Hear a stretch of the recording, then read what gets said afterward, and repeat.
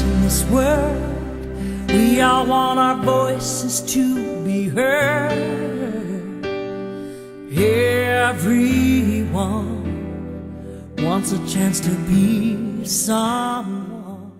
Well, welcome everybody. We are going to do an interview here with Dale McCarty, and Dale is being inducted into the Carb Hall of Fame here for 2015. First of all, Dale, let me be one of the first to congratulate you on being nominated and voted into the Carb Hall of Fame. I know it's got to be a thrill for you. Oh, you know, it's a great honor. Yeah. A great honor, yeah. You never dreamed this 53 years ago. Well, like you and I have talked a couple of times, if you knew this was going to happen, you would have saved a few items or done it. I'd have a bunch of paperwork to show you. Done it a little bit different if you'd have known then that this was going to happen. But it's got to be pretty fulfilling to know that your peers recognize what you did and want you in the hall. Well, I tell you what, put tears in my eyes when they called me. I just couldn't believe it. Yeah. I was glad I was sitting down. Well, like I say, it's got to make you feel good. Oh, it does.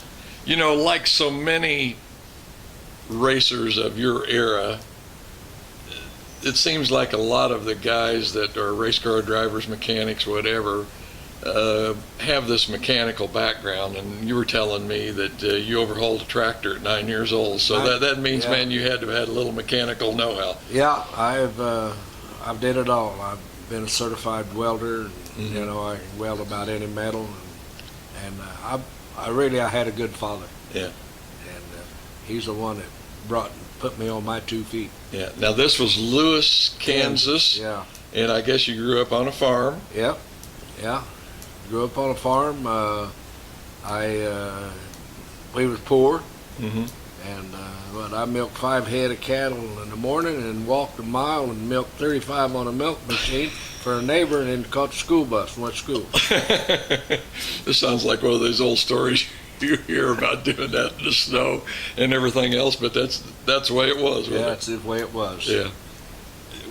In 53, after you've been to a race, you decide maybe this is something that you want to do, and you end up buying a 34 Ford Coupe. This was the old V8 flathead, and I think you said it developed 85 horsepower. You must have felt like you were flying. Well, you know, it didn't take long to do a little upgrading, but and at the time you could run anything you couldn't see, but it had to have a stock appearance from the outside. Oh, okay. So we got, you might call cheating a little in the early years. And it seems like it still goes on. I was going to say that still happens nowadays, doesn't it? Yeah. Where were some of the tracks that you were running at when you first started back in 53? And I think there was an organization that you were running under. Yeah, well, we run, the organization was Merrick Association out of Dodge City, Kansas. And he run Liberal and Norton and a few places out there, but I just ventured out to Dodge City with him. But then in Hutchinson, where I was living, we run Mohawk Speedway and run 81 Speedway, and there was CJ Speedway in Wichita, where the Boeing plant sits now. We run there, and also there was a track at Newton, Kansas, that we run. So we run Harper.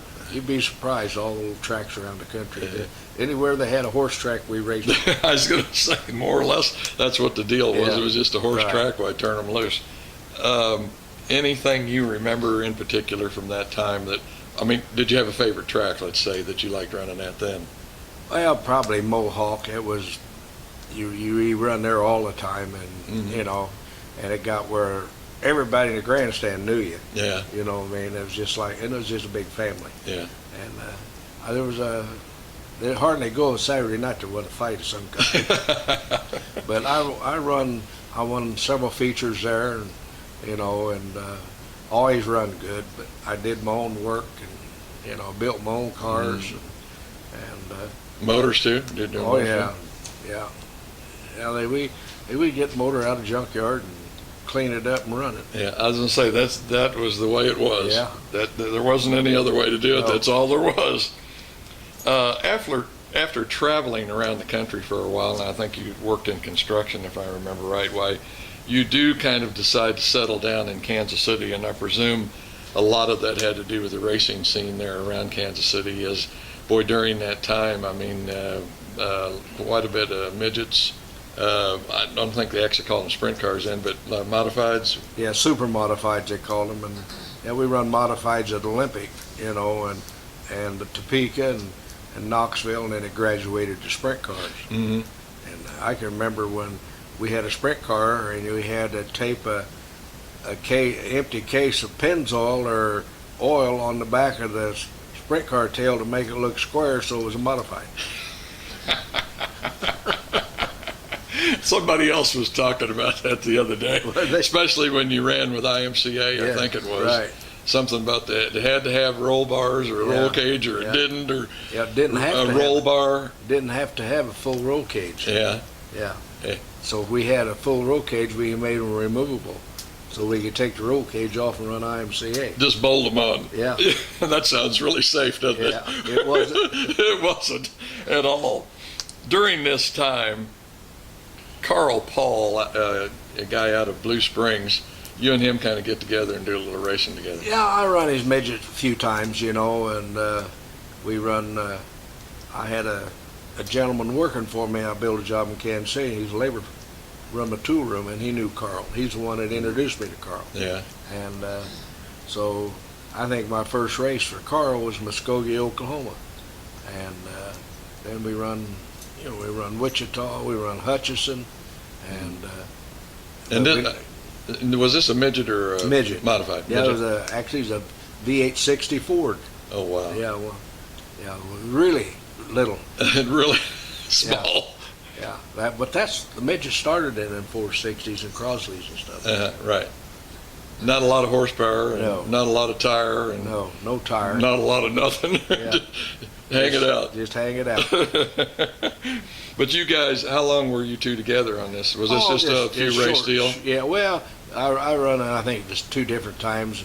I mean, we run 3 different tracks. I think it was a couple years. Mhm. I run once, one year and 3 the other time. It was just, and then he finally, I think he sold it. Okay. Because I asked his son the other day when I talked to him if he ever knew where it was at, and he said no. Yeah. So I'll be darned. In this same era, you were driving for the Wells, and when I say Wells, Jerry and Pappy. Now, I've heard a lot of stories about Pappy. Was it quite, well, kind of the word I got is if you didn't win, you might not be back to drive again. that's just about the way it was. But when I drove for Pappy, he was having a lot of engine trouble, and I drove that 94 car on a mile of Springfield. Oh, wow. And That's pretty short wheelbase for that, isn't it? yeah, but he and then I took his car one year to Florida Right. Well, okay. and run with sprint cars, IMCA. Yeah, a series of races down there, or just well, at Tampa? The whole Tampa. Uh-huh. That's the only place we ever run when we went. And I popped 2 motors, and Yeah. so I didn't do anything down. I think I won 1 heat race out of it. I'll be darned. Well, now you also ran for Jerry. Now, Yeah. where was that at? And, Well, run with Jerry, we took and left Kansas City once, and we went down to Memphis, run there at Memphis, and we went on to run, let's see, Little Rock, Mhm. and we went from there on to Texas to Devil's Bowl. I'll be darned. And Wow. I pulled his car, Yeah. I had mine, and I mechanicked it myself. Yeah. And I think it was about 6 or 7 of us Yeah. from Kansas City went down, all had cars. And that was he racing also, or you just Jerry had didn't his go. car? Jerry didn't go. Oh. I see he had a couple cars, and I drove one of his cars for a while. Sounds like it was still a lot of fun, but like I say, heard a lot of stuff about Pappy and how I can't get the word out, cantankerous Well, he was.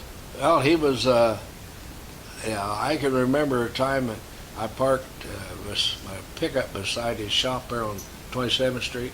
I guess where they's at, and he went out and started painting the hood. My pickup sitting out there, and I said, "Pappy, you get overspray on my truck. He said, then move the damn thing. But that was Pappy Weld. But he was a friend to everybody. Yeah. I was going to say, it seems like you just hear so many stories about the Weld family. What goes around comes around, whatever, crazy stuff. But in 70, you get hooked up with a 3-race deal with Bill Hoback. Now, Right. where was that out of? Well, we went Knoxville on a Saturday night. Now, he was from Des Moines or No, Iowa? Bill Hoback was from Kansas City. Oh, okay. He lived in Northtown, Okay. and his wife was a school teacher, if I remember right. But anyway, I went to Knoxville without a ride, and he was there and had his car in the pits, and he wasn't even going to race it. Mm-hmm. And because he was going from there to Indiana, Indiana, Yeah. and then from there to Winchester. Uh-huh. And Jay Woodside talked him into putting me in the car. Mm-hmm. And he said, well, I don't want it crashed. So, well, no car owner or no driver wants to crash a car. But Yeah. I think I run 5th that night at Knoxville, and he never said nothing about it no more. Yeah. And then I was sitting at the kitchen table at home, and my phone rang. He asked me if I'd come to Indiana. Well, I wasn't going to drive up there, so I checked the Greyhound bus schedule, Yeah. and I jumped on a bus. And before we got to Chicago, I asked this guy, the bus driver, if he knew where Indiana Speedway was. He says, yeah, it's just 2 or 3 miles up here. He said, can you stop and let me out? And he said, yeah. So I just walked from there about a half mile over to the racetrack. I'll be darned. And then we got rained out there. Oh, really? Yeah.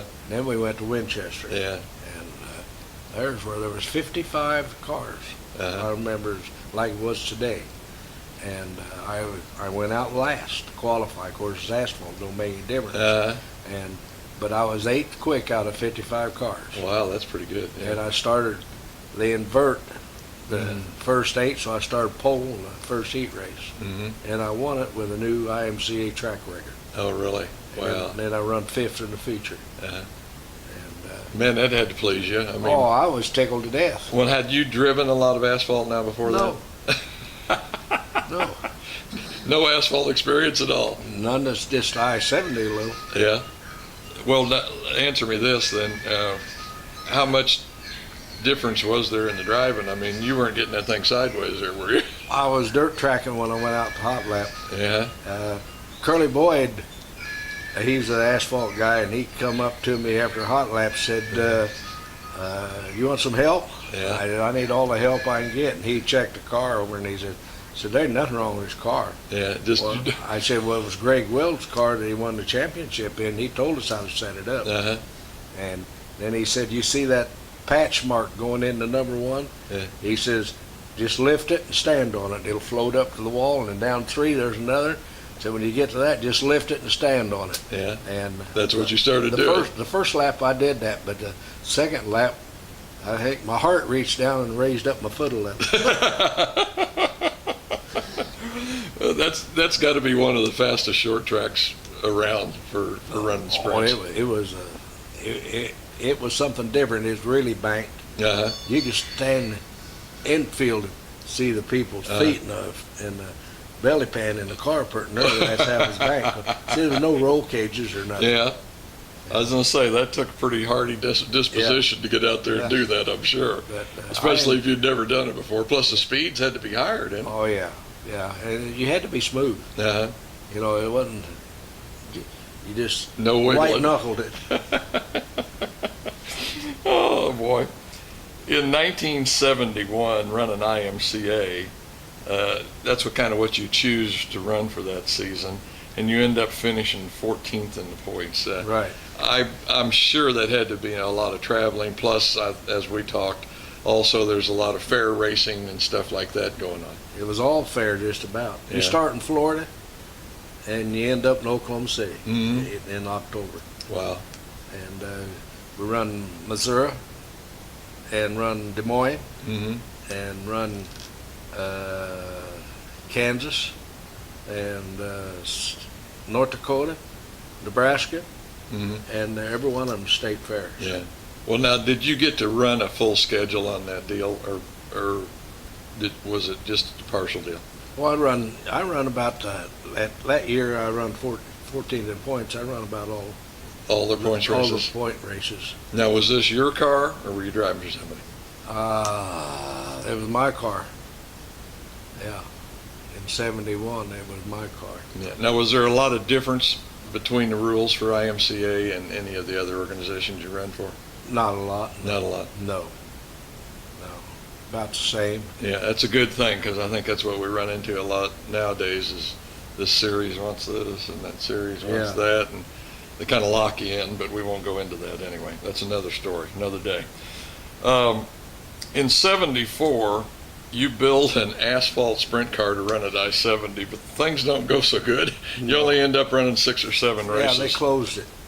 They closed closed the asphalt, closed the sprint cars, not Yeah, that. right. They run late models. Uh-huh. Yeah, because we wasn't drawing enough show, and the guys never built no cars for it. Mhm. You know, there wasn't any. Yeah. And there's guys who were running their dirt cars there, but you know, we only had maybe like 10 cars sometimes show up, 8 show up. Uh-huh. Promoter can't keep going like that. Yeah, no. And this was strictly a sprint show then? Or No, it was late model combination. Sprint and late model. Yeah, And this never made it. no. I'll be darned. Well, that's kind of funny. That's a shame because, I seen the sprints run out there, and they're, again, super, super fast Oh, yeah. going around there. Even when it was a dirt track, it was really Yeah, quick. The guy that built my motor for me, he lives in Kansas City, and I remember we went out there, and he said, well, what are we going to do tonight? And he said, well, I'm going to set quick time. Yeah. And they said that he wouldn't even watch me. And I did. I had quick time that night. Yeah. It was fun. Yeah. Kind of regressing a little bit. I think also you had a clean sweep one night. Was it Olympic? Yeah. And kind of the line that you had on that was it was going to sweep everything but the grandstand. Yeah. Yeah, that's what you win everything but the grandstand. Man, that had to be good. Oh, I mean, yeah. there ain't nothing like winning, but No, but and of course there wasn't no slouchy deal on that. I'm sure all the Yeah. best in Kansas City were racing in that deal. when you go out and win your heat race and a trophy dash and a feature, Uh-huh. and then you have to start at Olympic. I don't know if you ever were at Olympic. Yes. You had a little track. Yeah. Well, they inverted the fastest. You start 18th in the Yeah. feature. Oh my gosh! Wow. And you have to come through all of them. But Yeah. there was a lot of, like when I started, there was a lot of also running cars. It was Uh-huh. pretty good, but there were Yeah. some, Levitt and Goodwin and all of them and the Wells. Yeah. Like I say, there wasn't no slouchy No. deal to that. In 75 through 80, again, you're driving your own car and some for others, and you're racing 3 nights a week. Topeka, Knoxville, Olympic. It had to be a lot of fun, but it also had to be a lot of work. How in the world did you have a car where you could keep it prepared for 3 nights like that? Well, we had 2 cars. No, okay. I drove a car for a guy, and I used my own car in Knoxville. Oh, okay. But I drove his. It was more of a super modified. And Mine Mhm. was a Sprint, Oh, okay. and I drove his at Topeka, and I drove mine at Topeka too. It depends, Uh-huh. But I drove his all the time at Olympic. It was Yeah. all the working those little cars at Olympic. Yeah. And it didn't look like much, but it was a good. It was fast. Yeah. Yeah. Well, now, did he have a crew that kind of maintained that, or did you He have to do did. both cars? He did. Oh, he did. Well, we worked on it all the time. After work, we'd be in his shop, Yeah. Yeah. doing things whatever it needed. I was gonna say it had to be some kind of a multi-crew deal because man, that's a lot to keep up with. 2 But it cars isn't and like 3 it nights is- a week. It isn't like it is today. Oh, really? I mean, you didn't have the power, you didn't have the tires, and you never wore out tires Yeah. because you never had the horsepower to spin your wheels. Okay. And so a motor, you can put 30, 40 shows on a motor. Oh, really? Oh, yeah. And never, they just last because you're not out there beating them to death. Yeah. A lot easier to maintain. I Yeah. can understand that. For about a decade or so, Dale, you were out of racing, have an industrial accident and injure one of your hands, and pretty much are sitting on the sideline. Were you helping anybody on a crew, or No, you just got out of it? Never even showed up. Yeah. Never even. I was working construction and I just stayed with it. I was working all over the United States. It was 25 years. Uh-huh. And I just stepped out of it. Yeah. Didn't even go. Boy. In 2005, something happens though that kind of brings you back into the cockpit again. The car owner asks you if you'd like to go to Knoxville and drive in the Masters Classic. Right. And first of all, you had to be thrilled just to be asked. I'm sure that somebody would remember after 25 years, you know, that you could drive. But what was your feeling when they pushed you off in that car the first time and you got out there? Because there had to have been a major difference in speed. Oh, well, it was a wing. We wasn't even running. I never run a never wing. ran a wing. Yeah. When they stopped the green flag, I went down that back stretch. I didn't think I wanted to do it. And we come in and changed some things and kept going. Yeah. I was, I think I was sixth quick that night in qualifying. Sixth, But yeah. we was all old guys. Yeah. But it was, but what ruined that is the guys that run full time started, and they just lap us. Yeah. You know. We wasn't as fast as they were. Yeah, I was going to say, I've seen one of those Masters Classics, and I can't remember who it was, but he was only 55, the guy that was driving, and he just retired the year before. Yeah. And like you say, everybody else was kind of, they were going around, but not quite like he was. Yeah, Sammy Swindell has won it, Lasowski's won it. Yeah. And there's been Roger Rager. Yeah. Yeah. Yeah. Yeah, maybe they need to make a rule you got to be out of racing for 10 or 15 years before you can drive in it. Well, if you run so many, they was going to run again, they was going to have you run so many shows a year you couldn't run. Uh-huh. And then it fell through. The crowd didn't show up, I guess. Yeah. You know, it wasn't a money-making deal for Knoxville. Right, yeah. Well, you can understand that. If you Sure. don't make money, then Right. forget it. This ride, and you did that, I think, for 3 years, if I remember right, 5, 6, and 7. Isn't that right, Nate? For what? The Masters Yeah. Classic. But this ride kind of inspires you to kind of get back into racing again, and you end up buying a car. Now, have you been racing the car, or are you a car owner? I raced till 2012. And my last race was at Osborne, Uh-huh. Missouri. Man, that's a little high bank place, too. Yeah. Ain't And that was nothing slow about that. And I put her in a feature that night, too. Uh-huh. But that was last race. And then I haven't, it's hard. I've had several drivers in my cars. Uh-huh. I guess I may be hard to satisfy. You got a little Pappy Well there, dude? Maybe so. But I'm going back together with a car right now. Uh-huh. I plan on running. I haven't lined up a driver yet, but I plan on running again this next year. And that's going to be This year, yeah, this 15. 15 ASCS? Yeah, 360. ASCS Warriors. Yeah. Locally here around the Kansas City Just area. around. I don't travel far, It's far enough but I don't leave the state just for racing. All we do, I say leave, we go out and run Wichita a couple times just for 81 Speedway. I mean, this low price gas isn't going to change your mind on that? No. No, it isn't. It costs so much money to go. Mm-hmm. I mean, the time you pay your pits and pay your That's true. gas there and back, Mm-hmm. and it just costs a lot of money. All right. And you figure you don't get a lot of miles pulling that trailer with the diesel. Yeah, no kidding. I can understand that. I was asking Ted Hall about going chili bowl, and he says, nope, it costs $1,500 that I don't have. Yeah. So I guess he rented his car. But anyway. Well, he don't have a midget, I don't think. Yeah, I don't know. Well, he works on one. Yeah. Yeah, I think. Okay. In 2013, now we're not talking that long ago, Carthage, Missouri, Civil War Speedway, you get in a go-kart. Getting a go-kart. Now, how old were you when you got in that go-kart? Well, let's see, that was 2 years ago. 2 years ago. I was Very good. 81.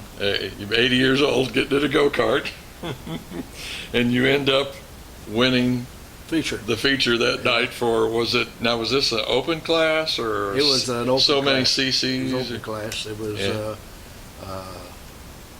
I forget the engine. I get $400 for the motor so I could drive it.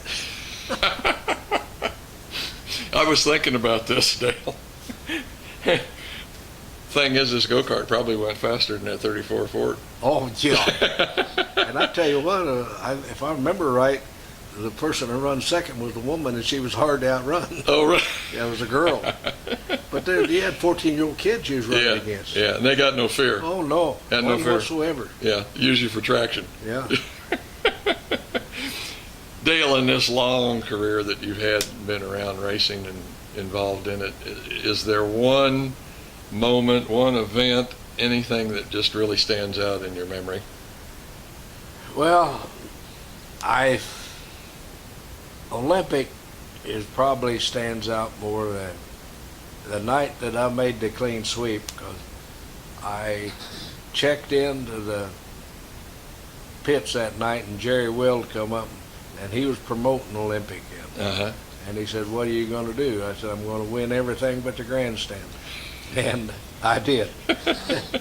And That's kind of like Babe Ruth and yeah. But it was a fun night. Uh-huh. But you'll always remember that. But there's a lot of highlights and Yeah. a lot of others too. But Uh-huh. that was and I won more races there at Olympic. I won more features at Olympic than any track I ever drove on. Mhm. And because it wasn't a great big horsepower track, and it'd Right. take a lot of money to get around it. Mhm. And so by the time, I say this a lot of times, where somebody else spent $100, I could only spend 50 cents. Uh-huh. So you had to watch what you do. Right. And then, of course, you had to work. Yeah. But, yeah, Olympic was number one to me as far as I'm concerned. I heard this same story, it seems like just a few days ago, and I'll tell you the same thing I told them. It just make the wins that much more sweeter, because you know you've spent less and won when they've spent a lot more and didn't win. Yeah, we was at Topeka in a modified to hand a mid-season championship, Mm-hmm. and they had all them pretty sprinters there, Yeah. and we had this old square-tailed super modified, and we put her in a feature, and I think I run third or fourth in the feature that night, Yeah. and a guy come up and asked me, he said, "You know, if you had a good car, boy, you could win a lot of races." And I said, "And me? My mouth." I said, "Well, I outrun yours, didn't I?" And I should have never said that, because he had one of them nice cars. That's one of the nice cars. Well, Dale, once again, let me congratulate you on being inducted into the Carb Hall of Fame. And like I've told so many other guys, you know, it seems like a well-deserved honor. So congratulations. I tell you what, I can't explain how I feel. Mm-hmm. I'm tickled to death. Yeah. And it's because I never dreamed this would happen, ever. Yeah. I wanted it to, but it's just, it's really worked. And the way my life's been the last 2 years, it's really given me a shot in the arm. Yeah. Good deal. Glad to hear it. Yeah. Congratulations, Yeah. buddy. Thanks a lot. Uh-huh. Thank you. Well, that wasn't too. We all have dreams we need to dream, but sweeter than every star you can reach is when you reach and find you found someone. You'll hold this world's most priceless thing, the greatest gift this life can bring. If you can look back and know you were loved, you were loved by someone, touched by someone, held by someone, meant something to someone, loved somebody, touched somebody's heart along the way. You can look back and say,